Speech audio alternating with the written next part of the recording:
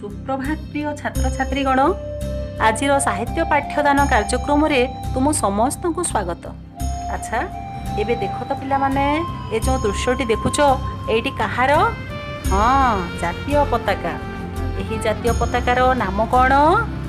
हाँ पिला माने ठीक कहिच, त्रिरंगा पताका आम समस्तंकर अति प्रिय, आम देशर स्वाभिमानर प्रतीक, आमर स्वाधीनता एवं गौरवर प्रतीक। यही त्रिरंगा पताका आमर जातीय पताका।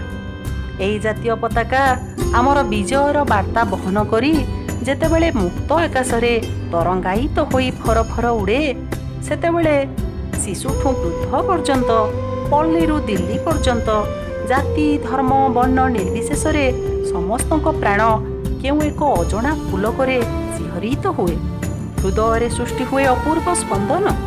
हाथ आमर आपे आपे उठी आसे साल्यूट करने आम समस्तंकर पूज्य ए जातीय पताका, जहाँ आमर जातिर देवता। ए जातीय पताका आमर मुक्तिर प्रतीक। आमे स्वाधीन भारतर नागरिक, आमे मुक्त, आमे उन्नत। एई भावधारा उद्रेक करी नील आकाशरे सदर्पे उड़ुछि आमर जातीय पताका। विश्व दरबार रे भारत वर्षर विजयर गाथा उद्घोषित करुछि। तेबे आस पिला माने आज आमे एई जातीय पताका शीर्षक कविताटी पढ़िबा, जहाँकि अष्टम श्रेणी साहित्यिका पुस्तक रे स्थानित। एही कवितार कवि हेउछंती पंडित गोदावरीश मिश्र, जी कि ओडिया साहित्य रे सत्यवादी जुगर जणे विशिष्ट कवि, नाट्यकार, औपन्यासिक, गाल्पिक तथा अनुवादक रूपे सुपरिचित। पंडित गोदावरीश मिश्रଙ୍କ जन्म 1886 मसीहारे एवं मृत्यु 1956 मसीहारे होइतिला।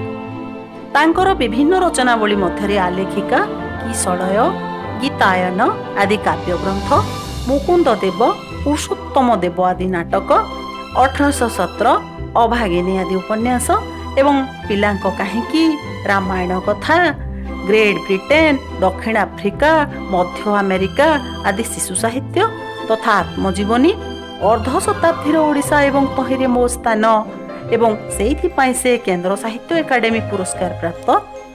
कवि गोदावरीश मिश्र थिले उत्कलमणि गोपबंधु दासଙ୍କ शिष्य और सहकर्मी तथा सत्यवादी वन विद्यालयर शिक्षक एवं जातीयतावादी नेता। तेणु तांकर समस्त काव्य कवितारे जातीयतावादी चिंताधारा सहित स्वदेश प्रीति आपे परिलक्षित हुए। एही कविताटी मध्य कविंकर सही स्वदेश प्रेम सहित जातीय पताका प्रति सम्मान बोध प्रतिफलित होइछि। एतद् व्यतीत एही कविताटी किपरि कविंकर सौंदर्य चेतना एवं सुंदर सावलील शब्द संयोजन करा जाइछि ताहा आमे देखिबा, पढ़िबा एवं उपभोग करिबा। तेबे मु प्रथमे संपूर्ण कविताटी को आवृत्ति करुछि, तुमे माने सुन एवं तापरे तुमे माने निजे आवृत्ति करिबो। एही जे आमर जातीय पताका उड़े फर फर पवन सुए, जातिर ए अटे अमूल्य संपद, कना छेका खंडे केवल नुहे, कना छेका खंडे केवल नुहे।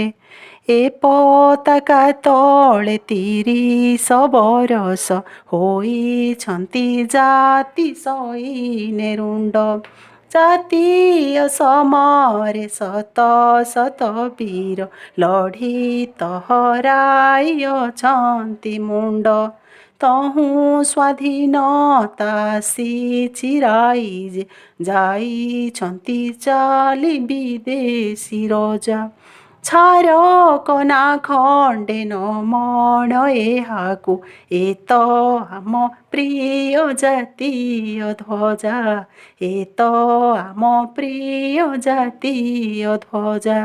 स्थले उड़ाइले पदातिक सेना, उड़िब सागरे समर पोते, व्योमे युद्ध व्योम जाने शोभिब, बाट काटी जीव समीर स्रोते। रखिब ए आम मान ए संसारे, बढ़ाइब आम जातिर टेक, करिबनि कर देशु देशे जाहा, କରିଅଛି ମର୍ତ୍ତେ ଜାତି ବୈରଖ। ତେଣୁ ଏ ଯେ ଆମ ଜାତିର ଦେବତା, ଜୁହାରିବା ଆଜି ଚାଲରେ ସର୍ବେ। ଯେତେ ଫର ଫର ଉଡ଼ିବ ସେତେ, ହୃଦୟ ଆମର ନାଚିବ ଗର୍ବେ। ହୃଦୟ ଆମର ନାଚିବ ଗର୍ବେ। ହୃଦୟ ଆମର ନାଚିବ ଗର୍ବେ। ଶୁଣିଲ ତ ପିଲାମାନେ, ଏବେ ପଠିତାଂଶରୁ ତୁମ ପାଇଁ କିଛି ପ୍ରଶ୍ନ ଦିଆଯାଇଛି।